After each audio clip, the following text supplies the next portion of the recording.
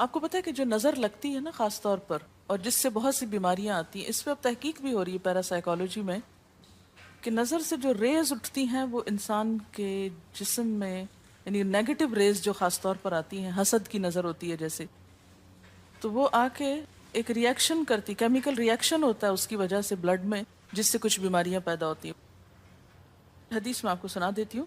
حضرت ام سلمہ سے روایت ہے کہ آپ صلی اللہ علیہ وسلم نے ایک لڑکی کے چہرے پر کالے پیلے رنگ کا نشان دیکھا تو آپ نے فرمایا اسے نظر بد لگ گئی ہے، اس پر دم کرو۔ حضرت جابر کہتے ہیں کہ آپ صلی اللہ علیہ وسلم نے آل حزم کو سانپ کے ڈسنے کی وجہ سے دم کرنے کی رخصت دی، اور آپ نے اسما بنت امیس سے پوچھا کیا وجہ ہے کہ میرے بھتیجے کمزور ہیں، کیا فقر و فاقہ کا شکار ہیں، یعنی کھانے پینے کے باوجود یہ کیوں کمزور ہیں، کیا ان کو کچھ کھانے کو نہیں ملتا؟ انہوں نے کہا نہیں، بلکہ انہیں نظر بد بہت جلد لگ جاتی ہے، تو آپ نے فرمایا ان پر دم کیا کرو۔ یعنی جس بیماری کی سمجھ میں نہ آئے کہ کھائے پیے بھی انسان جوان بھی ہو لیکن اس کو صحت ہو ہی نہ، کوئی ظاہری سبب معلوم ہی نہ ہو، تو ایسے شخص پر دم کرنا چاہیے۔ حضرت عائشہ صدیقہ کہتی ہیں کہ رسول اللہ صلی اللہ علیہ وسلم نظر بد کی وجہ سے دم کرنے کا حکم دیتے تھے۔ حضرت انس کہتے ہیں کہ آپ صلی اللہ علیہ وسلم نے نظر بد اور بچھو وغیرہ کے ڈسنے سے اور پھوڑوں سے دم کرنے کی اجازت دی، یعنی پھوڑے وغیرہ جو ہوتے ہیں نا اس پر بھی دم کی اجازت دی، تو جسمانی بیماری ہے نا۔ اور نظر کے بارے میں تو یہ بھی کہا گیا ہے، حدیث میں آتا ہے کہ نظر بد کا لگنا حق ہے، انسان کو اونچے پہاڑ سے گرا سکتی، کیونکہ ہوتا کیا ہے کہ جب ایک خاص اینگل سے دیکھا جاتا ہے تو دوسرے انسان کے جسم میں جیسے لرزہ سا آ جاتا ہے نا، اور انسان ہل جاتا ہے۔ اس کی دلیل قرآن میں بھی ہے، ایک سورت کے آخر میں آتا ہے وَإِن يَكَادُ الَّذِينَ كَفَرُوا لَيُزْلِقُونَكَ بِأَبْصَارِهِمْ لَمَّا سَمِعُوا الذِّكْرَ، کہ قریب ہے کہ کچھ کافر آپ کو اپنی نگاہوں سے کیا کر دیں، پھسلا دیں جب یہ قرآن سنتے ہیں۔ یعنی وہ سننے نہیں آتے تھے، صرف آپ کو گھورتے رہتے تھے۔ اور کس لیے گھورتے رہتے تھے؟ تاکہ آپ بول نہ سکیں، آپ لرز جائیں، ڈگمگا جائیں، اپنا کام چھوڑ دیں، بری نیت سے آتے تھے۔ وَيَقُولُونَ إِنَّهُ لَمَجْنُونَ، کہتے ہیں کہ یہ تو مجنون ہو گیا۔ آپ صلی اللہ علیہ وسلم نے فرمایا نظر بد حق ہے، اگر تقدیر سے کوئی چیز سبقت لے جا سکتی ہوتی تو وہ نظر بد ہے۔ پتہ کیسے چلے؟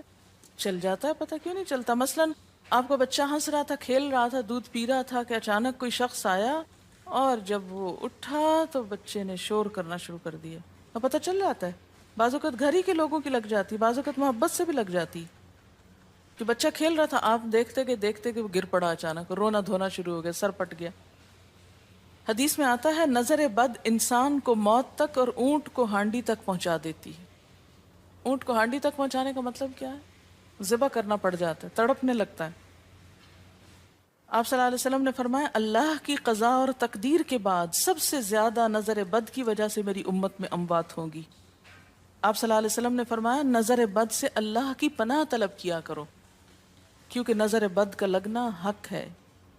اسما بنت امیس نے آپ سے گزارش کی کہ بنو جعفر کو نظر بد لگ جاتی ہے تو کیا وہ ان پہ دم کر سکتی ہیں؟ آپ نے فرمایا ہاں، یعنی ایک عورت بھی دم کر سکتی ہے، اور اگر تقدیر سے کوئی چیز سبقت لے جانے والی ہوتی تو وہ نظر بد ہے۔ آپ نے فرمایا بے شک نظر بد انسان پر اثر انداز ہوتی ہے، حتیٰ کہ اگر وہ ایک اونچی جگہ پر ہو تو نظر کی وجہ سے گر بھی سکتا ہے، یعنی فزیکلی بھی اثر انداز ہوتی ہے۔ اور آپ دیکھیں کہ وہ قرآن پاک میں نہیں آتا وَمِن شَرِّ حَاسِدٍ إِذَا حَسَد، اور حاسد کی شر سے جب وہ حسد کرے، تو نظر بد ہوتی کس کی ہے؟ حاسد کی ہوتی۔ بری نظر کس کی ہوتی ہے؟ حاسد کی۔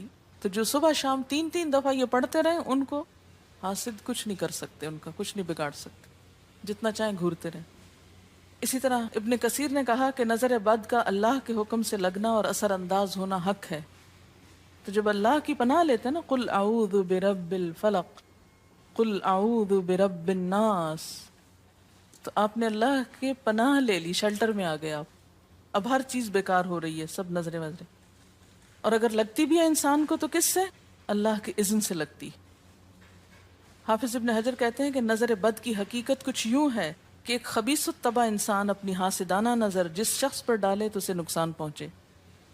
ابن قیم کہتے ہیں کچھ کم علم لوگوں نے نظر بد کی تاثیر کو باطل قرار دیا ہے اور ان کا کہنا ہے کہ یہ محض توہم پرستی ہے اور اس کی کوئی حقیقت نہیں، لیکن حقیقت یہ ہے کہ یہ لوگ سب سے زیادہ جاہل اور ارواح کی صفات اور ان کی تاثیر سے ناواقف ہیں اور ان کی عقلوں پہ پردہ پڑا ہوا ہے، جبکہ تمام امتوں کے عقلاء باوجود اختلاف مذاہب کے نظر بد سے انکار نہیں کرتے، یعنی صرف اسلام میں نہیں دیگر مذاہب میں بھی یہ کانسیپٹ پایا جاتا ہے، اگرچہ نظر بد کے سبب اور اس کی جہت تاثیر کے سلسلے میں ان میں اختلاف ہے۔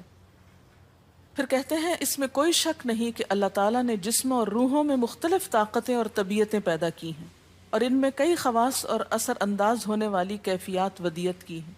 آپ دیکھیں کہ لو چلتی ہے تو اثر نہیں ہوتا، اس کا بھی تو اثر ہوتا ہے نا، حالانکہ وہ نظر نہیں آ رہی ہوتی، اور کسی عقل مند کے لیے ممکن نہیں کہ وہ جسموں میں روحوں کی تاثیر سے انکار کرے، کیونکہ یہ چیز خود دیکھی اور محسوس کی جا سکتی ہے، اور آپ دیکھ سکتے ہیں کہ ایک شخص کا چہرہ اس وقت انتہائی سرخ ہو جاتا ہے جب اس کی طرف وہ انسان دیکھتا ہے جس کا وہ احترام کرتا ہے، اور اس سے شرماتا ہو، اور اس وقت پیلا پڑ جاتا ہے جب اس کی طرف ایک ایسا آدمی دیکھتا ہے جس سے وہ ڈرتا ہو، یعنی جس سے آپ ڈرتے ہیں وہ آپ کو دیکھے تو آپ کا رنگ پیلا ہو جاتا ہے۔ فرمایا یہ سب کچھ روحوں کی تاثیر کی وجہ سے ہوتا ہے، اور چونکہ اس کا تعلق نظر سے ہوتا ہے اور اس لیے نظر بد کی نسبت آنکھ کی نظر کی طرف کی جاتی ہے، حالانکہ آنکھ کی نظر کچھ نہیں کرتی، یہ تو روح کی تاثیر، یعنی نظر یہ نظر نہیں ہے صرف، بلکہ اندر سے روح یا احساسات ہیں جو ٹرانسفر ہوتے ہیں۔ آپ دیکھیں کہ محبت کی نظر کیا اثر نہیں کرتی؟ کرتی ہے نا۔ اسی طرح نفرت کی، غصے کی، اور آپ کے چھوٹے بچے خاص طور پہ نظروں کو بہت پہچانتے ہیں۔ آپ نے دیکھا ہوگا کہ بچے کچھ لوگوں کے پاس فوراً چلے جاتے ہیں اور کچھ لوگوں کے پاس نہیں جاتے۔ بچوں کی مثال اس لیے دے رہی ہوں کہ وہ معصوم ہوتے ہیں نا، ان کو کسی نے سکھایا پڑھایا نہیں ہوتا کہ ادھر جاؤ اور ادھر نہ جاؤ، اور اگر آپ سکھائیں پڑھائیں بھی تو پھر بھی وہ اپنی مرضی کرتے ہیں، آپ کی نہیں مانتے، تو وہ ایک طرح سے بہترین جج ہوتے ہیں۔ بعض لوگوں کو دیکھ کے بچے رونے لگتے ہیں، بعض کو دیکھ کے مسکرانے لگتے ہیں، ہاں؟ تو یہ ایسا کیوں ہوتا ہے؟ اچھا، اسی طرح اگر کوئی شخص کانسٹنٹلی آپ کو دیکھ رہا تو آپ کانشیس ہو جاتے ہیں، آپ ٹھہر نہیں سکتے۔ اسی طرح اگر کوئی سٹیئر کر رہا ہو تو اس کی نظروں سے بعض اوقات خوف بھی آنے لگتا ہے۔ اللہ نے کیسی کیسی طاقتیں انسان کو دی ہیں، سلطان النصیرہ۔ اچھا، پھر لکھتے ہیں کہ روحیں اپنی طبیعتوں، طاقتوں اور کیفیتوں اور اپنے خواص کے اعتبار سے مختلف ہوتی، سو حسد کرنے والے انسان کی روح واضح طور پر اس شخص کو اذیت پہنچاتی ہے جس سے حسد کیا جاتا ہے۔ ویسے بھی تو آپ دیکھیں نا، وہ رویے ایک دم آپ پہچان لیتے ہیں۔ یہی وجہ ہے کہ اللہ تعالیٰ نے حاسد کے شر سے پناہ طلب کرنے کا حکم دیا ہے۔ حاسد کی تاثیر ایک ایسی چیز ہے جس سے وہی انکار کر سکتا ہے جو حقیقت انسانیت سے خارج ہو۔ جنوں کی نظر بھی لگتی، یہ میرا قول نہیں ہے، حدیث ہے۔ حضرت ابو سعید خدری سے روایت ہے کہ رسول اللہ صلی اللہ علیہ وسلم جنات اور انسانوں کی نظر بد سے پناہ مانگتے تھے، یعنی آپ جو پناہ مانگتے تھے بری نظر سے، وہ انسانوں کی بھی اور جنوں کی بھی۔ پھر جب معوذتین الفلق اور الناس نازل ہوئیں تو آپ انہی کو پڑھتے اور باقی دعائیں آپ نے چھوڑ دی تھی، یعنی قل اعوذ برب الفلق، قل اعوذ برب الناس، پھر سب چیزوں کے شر سے بچنے کے لیے کافی۔ یاد رکھیے بعض اوقات اپنی نظر بھی لگتی ہے، خود کو بھی نظر لگتی ہے۔ اسی طرح جب لباس اتارا جاتا ہے نہانے کے لیے مثلاً، تو اس وقت بھی دعا سکھائی گئی، بسم اللہ پڑھنی چاہیے، بیسیکلی بسم اللہ پڑھ کر اتارنے چاہیے، اور اس کے علاوہ اعوذ بکلمات اللہ التامات من شر ما خلق بھی پڑھ سکتے ہیں۔ آپ کو معلوم ہے کہ ٹوائلٹ میں جانے سے پہلے بھی دعا سکھائی گئی، کیونکہ جنات کے ٹھکانے گندی جگہوں پر ہوتے ہیں۔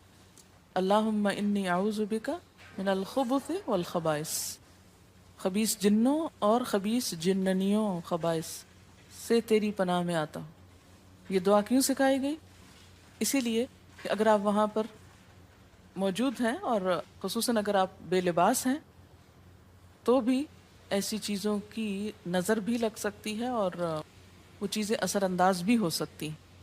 اسی لیے بلا ضرورت تنہائی میں بھی بے لباس ہونے سے منع کیا گیا ہے۔ بعض لوگوں کی عادت ہوتی ہے نا کہ وہ نہانے بیٹھتے ہیں تو وہی کپڑے دھونے شروع کر دیتے ہیں، اور نہیں، بس فوراً اپنے آپ کو ڈھانکنے کی کوشش کریں، بلا ضرورت زیادہ دیر بے لباس نہ رہیں۔